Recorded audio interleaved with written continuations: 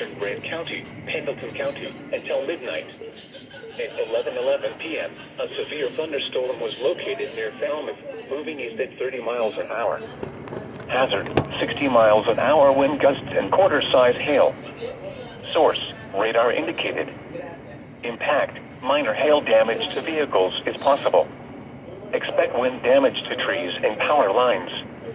Locations impacted include Williamstown, Falmouth, Dry Ridge, Brooksville, Morgan, Corinth, Browning Corner, Powersville, Camp Northward, Johnsville, Heathville, Goforth, Woolcut, Neath, Milford, Berlin, Cherry Grove, Williamstown Lake and Lennoxburg.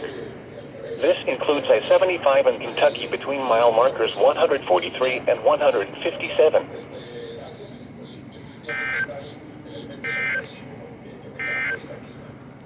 Here is the official